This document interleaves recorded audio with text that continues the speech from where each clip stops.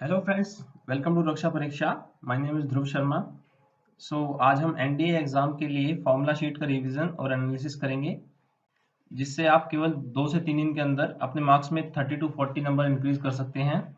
So let's get started and make sure if you like this video, so don't forget to comment, share and subscribe. So let's begin. ये past year questions के analysis में जब हम देखते हैं कि directly formula based questions कितने आए थे, तो 2016 के सेकंड में 5 क्वेश्चन आए हैं, 2017 के फर्स्ट में 13 क्वेश्चन आए हैं, 2018 के सेकंड में 5 आए हैं, 2018 के फर्स्ट में 7 क्वेश्चन आए हैं, 2019 के फर्स्ट में 8 क्वेश्चन आए हैं, 2019 के सेकंड में 6 क्वेश्चन आए हैं और 2020 के फर्स्ट और सेकंड के कंबाइंड पेपर में 5 क्वेश्चन आए हैं। तो डायरेक्टली फॉर्मूला बेस्ड क्वेश्चंस का मतलब हुआ कि जिनका आंसर ही फॉर्मूला होता है। तो चलिए शुरू करते हैं। स्ट्रेट लाइन, यहाँ मैंने 2 रंगों का यूज किया है, एक है ग्रीन और एक है येलो। मैंने येलो रंग उस फॉर्मूला को दिया है जिसकी पॉसिबिलिटी है कि इसके बेसिस पर कोई क्वेश्चन आ सकता है, और ग्रीन कलर मैंने उस फॉर्मूला को दिया है जो हमें लगता है कि ये डायरेक्टली क्वेश्चन पेपर में आ सकता है। जैसे कि आपको पूछा जा सकता है कि 2 लाइन पैरेलल हैं, उनकी कंडीशन पूछी जा सकती है। और तीसरे कलर का यूज भी हमने किया है, अ, वो है ब्लू कलर। तो वो मोस्ट इम्पोर्टेंट थिंग है जो याद करनी ही करनी है। तो चलिए शुरू करते हैं स्ट्रेट लाइन के फॉर्मूलाज से। इम्पोर्टेंट है कुछ फॉर्मूलाज, जैसे सेंट्रोइड का फॉर्मूला। फॉर्मूला सारे इम्पोर्टेंट हैं, याद आपको सारे करने हैं, लेकिन हम जो बता रहे हैं वो काफ़ी खास हैं, इम्पोर्टेंट हैं, इसलिए उनको एक बार अच्छे से ध्यान करके जाइएगा। तो इस बार पेपर में पॉसिबिलिटी है कि सेंट्रॉइड पर से, एरिया ऑफ ट्रायंगल से, distance between two parallel lines से, distance between point and line से, reflection of a point about a line से, यहाँ से क्वेश्चन आ सकता है जो जिसके लिए वैल्यू दे रखी होगी और आपको वैल्यू पुट करनी है, या फिर ऐसा क्वेश्चन आ सकता है जहां आपको इनका यूज करना होगा। Angle between two straight lines and two lines parallel if condition probability, और कंडीशन ऑफ कोकरेंसी भी इंपॉर्टेंट है। कोकरेंसी के लिए डायरेक्टली क्वेश्चन आ सकता है कि कोकरेंसी कब होती है। तो चलिए नेक्स्ट फॉर्मूला पे चलते हैं। सर्कल में हम देखते हैं कि सर्कल की खुद की इक्वेशन इंपॉर्टेंट है, तो इसको याद करके ही जाइएगा। इधर से फॉर्मूला क्वेश्चन आ सकता है कि सर्कल, इसमें आपको न्यूमेरिकल वैल्यू दे सकता है। एनडीए एग्जाम में मैथमेटिक्स में 3 तरीके के क्वेश्चंस आते हैं। पहले वो जो बिल्कुल डायरेक्टली फॉर्मूला बेस्ड होते हैं, उनमें या तो फॉर्मूला ही आंसर होता है या फॉर्मूला को जस्ट पुट करना होता है, और वो बहुत इजी होते हैं, और उनकी उनका नंबर करीब 30 टू 40 होता है। और उसके बाद मॉडरेट क्वेश्चन आते हैं जिनमें थोड़ा बहुत दिमाग लगता है, तो या ट्रिक होती है, या फिर थोड़ी बहुत कैलकुलेशन होती है, तो वो मॉडरेट में आते हैं। उनकी उनका नंबर करीब करीब 60 के आसपास रहता है। और कुछ टफ क्वेश्चंस भी आते हैं जो 20 टू 30 हो सकते हैं। अ, उनके लिए काफ़ी अच्छी कैलकुलेशन चाहिए होती है, या फिर काफ़ी अच्छी ट्रिक्स चाहिए होती हैं। सर्कल का डायरेक्टर सर्कल भी इम्पोर्टेंट है। ये डायरेक्टली आपको क्वेश्चन पेपर में ऑप्शंस में मिल सकता है कि डायरेक्टर सर्कल क्या होता है। इसके बाद standard equation of ellipse is also most important thing, because ये डायरेक्टली इसमें कंडीशन दे करके आपसे सीधा आंसर में ऑप्शंस दे सकता है कि कौन कौन से प्रोबेबिलिटी कि कौन कौन से सही हैं। और एसेंट्रिसिटी, एसेंट्रिसिटी से हर बार एक क्वेश्चन आता है, तो ट्राई करें कि एसेंट्रिसिटी के फॉर्मूला आपको याद हो। लाइन एंड एलिप्स में आपको मोस्ट इंपॉर्टेंट रहेगा कि डायरेक्टर सर्कल फिर भी याद रखें। अब हाइपरबोला में देखें तो कंडीशन सेम सी है एलिप्स जैसी। तो हाइपरबोला मोस्ट इंपॉर्टेंट है क्योंकि डायरेक्टली इधर से क्वेश्चन आ सकता है ऑप्शंस में। तो जो आपकी प्रोबेबिलिटी होती है कि 10-12 क्वेश्चंस डायरेक्टली फॉर्मूले पे आएंगे, उनमें से हाइपरबोला में से एक क्वेश्चन आने के चांसेस हैं। हाइपरबोला की स्लोप फॉर्म एंड हाइपरबोला की पॉइंट फॉर्म ये इंपॉर्टेंट है। इधर इधर सीधा वैल्यू देकर के आपसे आंसर पूछा जा सकता है, तो इसलिए इन चीजों को काफी इंपॉर्टेंटली ध्यान में रखिएगा। मैं फिर कहता हूँ कि फॉर्मूला सारे इंपॉर्टेंट हैं, हमने टिक उन पर किया है जो पेपर में इस बार आने की चांसेस ज्यादा हैं।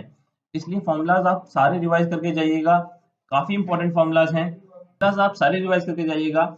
और अगर आप चाहते हैं कि आपको फॉर्मूला शीट मिले, तो हमारे टेलीग्राम चैनल से आप फॉर्मूला शीट भी ले सकते हैं।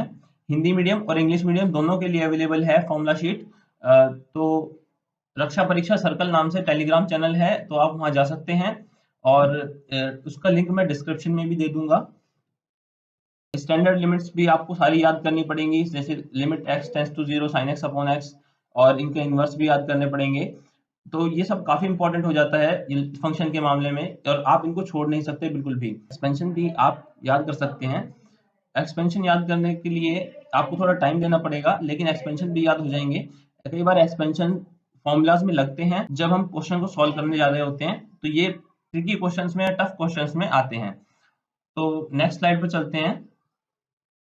तो आइए आगे देखते हैं। Method of differentiation, differentiation of sum elementary function. ये मोस्ट इंपॉर्टेंट होगा डिफरेंशिएशन में, कि आपको डिफरेंशिएशन के बेसिक पता होने चाहिए, बेसिक थ्योरम्स पता होने चाहिए, derivative of inverse trigonometric function पता होने चाहिए, क्योंकि इधर से डायरेक्टली क्वेश्चन आ सकता है कि आपसे सीधा सीधा वैल्यू पूछी जा सकती है किसी भी इनवर्स ट्रिग्नोमेट्रिक फंक्शन की, या आपसे सब्स्टिट्यूशन करवा करके किसी क्वेश्चन को सॉल्व कराया जा सकता है। तो parametric differentiation, this is also important, और आपको ध्यान में रखना है लैग्रेंज की mean value theorem is also important. So when we see that इधर से क्वेश्चन आने के चांसेस हर बार रहते हैं।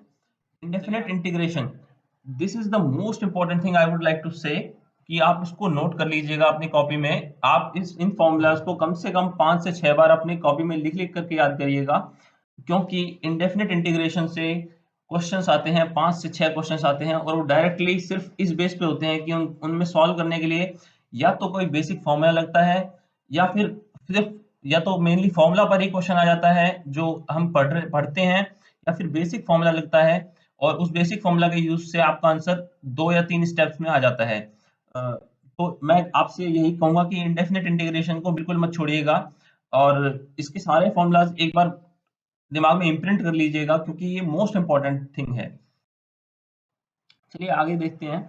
Integration by substitution, integration by parts, integration of types, ये सब देखने लायक है, क्योंकि आपको आपके जो क्वेश्चंस होंगे वो इनसे सॉल्व होंगे। अगर आपको कोई ट्रिकी क्वेश्चंस या थोड़ा टफ क्वेश्चंस, मॉडरेट लेवल वाला क्वेश्चन आ जाता है, तो वो यहीं से सॉल्व होने वाला है। इंटीग्रेशन ऑफ ट्रिग्नोमेट्रिक फंक्शन भी काफी इंपॉर्टेंट है। वैसे इसे याद करने की जरूरत नहीं है, आप चाहे तो। और प्रॉपर्टीज ऑफ डेफिनेट इंटीग्रेशन, ये तो मोस्ट इंपॉर्टेंट है, क्योंकि आपको डेफिनेट इंटीग्रेशन इनके बिना होने वाला नहीं है, और डेफिनेट इंटीग्रेशन में इन्हीं का ही यूज होगा। आप डेफिनेट इंटीग्रेशन को बिना इनकी प्रॉपर्टीज के नहीं कर सकते। तो properties are the main thing which are to be kept in mind while solving definite integration. तो चलिए आगे चलते हैं। Trigonometry is also a very very important topic. जब हम आगे समझते हैं तो ट्रिग्नोमेट्री से कम 15 से 20 क्वेश्चन आते हैं। तो ट्रिग्नोमेट्री के हर एक फॉर्मूला आपको टिप्स पर याद होने चाहिए। ट्रिग्नोमेट्री को आप ऐसे नहीं छोड़ सकते कि ट्रिग्नोमेट्री, लेकिन वो भी सॉल्व हो जाते हैं इजीली। तो मेनली आपको फॉर्मूलाज याद रखने हैं, फॉर्मूलाज के बेसिस पर ही पूरा चलता है इसमें। फॉर्मूलाज के बेसिस पर ही पूरा क्वेश्चन आगे बढ़ता है, इसलिए सारे फॉर्मूलाज आपको बिल्कुल टिप्स पे याद होने चाहिए। तो इंटीग्रेशन के, डिफरेंशिएशन के और ट्रिग्नोमेट्री के फॉर्मूलाज आपको बिल्कुल याद होने चाहिए, पक्के पक्के याद होने चाहिए। तो चलिए आगे बढ़ते हैं। Range of trigonometric expression is also important, क्योंकि यहाँ से एक हर बार एक क्वेश्चन आ रहा है पिछले 2 साल से। तो आप अंदाजा लगा सकते हैं कि यहाँ से क्वेश्चन अब की बार भी आ सकता है। तो इस फॉर्मूला को पूरी तरह याद करके चलिएगा। साइन एंड कोसाइन सीरीज को याद करने की कोई खास जरूरत नहीं है। और ट्रिग्नोमेट्रिक इक्वेशंस, ये काफी इंपॉर्टेंट है, इधर से डायरेक्टली क्वेश्चन आ सकता है ट्रिग्नोमेट्रिक इक्वेशन में, कि कौन सी इक्वेशन की प्रिंसिपल वैल्यू, ये जनरल सॉल्यूशन, प्रिंसिपल सॉल्यूशन या जनरल सॉल्यूशन क्या होता है। तो चलिए सीक्वेंस एंड सीरीज पर देखते हैं। तो आपको बेसिक फॉर्मूला तो याद होने ही चाहिए, साथ ही साथ 3 टर्म लेनी हो, 4 टर्म लेनी हो या 5 टर्म लेनी हो, तो हम उनको कैसे अप्लाई, कैसे लेंगे, तो ये भी काफी इंपॉर्टेंट हो जाता है। और एम, जीएम और एचएम, ये भी काफी इंपॉर्टेंट है। एचएम से डायरेक्टली क्वेश्चन आ सकता है इस बार की एचएम। बाइनोमियल थ्योरम में जनरल टर्म काफी इंपॉर्टेंट रहती है। जनरल टर्म आपको दिमाग में इम्प्रिंट होनी ही होनी चाहिए। और मिडिल टर्म से क्वेश्चन आता है, तो उसको भी आप एक बार दिमाग में रखिएगा कि मिडिल टर्म कब बनती है और कौन सी टर्म मिडिल टर्म होती है। Properties of binomial coefficient is also important. Permutation and combination, permutation combination से हम देखते हैं कि हर बार 4 से 5 क्वेश्चन आते हैं। 3 क्वेश्चंस वो क्वेश्चंस होते हैं जो डायरेक्टली फॉर्मूला बेस्ड होते हैं, और बाकी क्वेश्चंस वो क्वेश्चन हैं जो आपको फॉर्मूला बेस पर थोड़ा सा दिमाग लगा के करने पड़ते हैं। तो 2-3 क्वेश्चन आप आराम से कर सकते हैं इसके। आपको डायरेक्टली सिर्फ फॉर्मूलाज याद रखने हैं और फॉर्मूलाज को दिमाग में एक बार रखना है। आप एक बार मैंने जो स्लाइड लगाई है इस बगल में, इसको जरूर देख लीजिएगा क्योंकि मुझे फॉर्मूलाज नहीं मिले थे ऑनलाइन। प्रोबेबिलिटी में डिमॉर्गन लॉ हो गया या एडिशनल थ्योरम ऑफ प्रोबेबिलिटी हो गई, ये भी काफी इंपॉर्टेंट है, डायरेक्टली क्वेश्चन आ सकता है यहाँ से भी। डिस्ट्रीब्यूटिव लॉज आपको सारे याद रखने पड़ेंगे और कंडीशनल प्रोबेबिलिटी भी काफी याद इंपॉर्टेंट है क्योंकि प्रोबेबिलिटी से हम हर बार देखते हैं कि प्रोबेबिलिटी से 10 से 12 क्वेश्चन आने के चांसेस होते हैं और उनमें से बेसिक क्वेश्चन 5 से 6 होते हैं जो काफी इजीली सिर्फ कंडीशनल प्रोबेबिलिटी से या एडिशनल थ्योरी ऑफ प्रोबेबिलिटी से सॉल्व हो जाते हैं। तो चलिए नेक्स्ट देखते हैं। Vector is also important. Vector में सेक्शन फॉर्मूला और scalar product of two vector is the most important thing जिस पर क्वेश्चन आ सकता है इस बार। वेक्टर से हम देखते हैं कि 8 या 9 क्वेश्चन आते हैं जिनमें 2 क्वेश्चन तो सिर्फ इसकी प्रॉपर्टीज पर ही होते हैं और वेक्टर से इस बार प्रॉपर्टीज बेस्ड क्वेश्चन जैसे कि cos phi is equals to a vector dot b vector upon में इनका डिटर्मिनेंट, जैसे कि a vector dot b vector is equals to 0, perpendicular है, पैरेलल है, इस टाइप से क्वेश्चंस आ सकते हैं इनके स्केलर प्रोडक्ट में और वेक्टर प्रोडक्ट में। आंसर के फॉर्म में पूछा जा सकता है कि स्केलर ट्रिपल प्रोडक्ट क्या होता है डायरेक्टली, तो ये भी काफी इंपॉर्टेंट है। 3D is also important topic. 3D से 4 से 5 क्वेश्चंस हमेशा आते हैं। 3D से 4 से 5 क्वेश्चन में आप cosine, angle between two line segment, projection of A line segment of A line, ये भी काफी इंपॉर्टेंट फॉर्मूलाज हैं, यही काफी इंपॉर्टेंट फॉर्मूलाज हैं, आप इन्हें याद रखिएगा।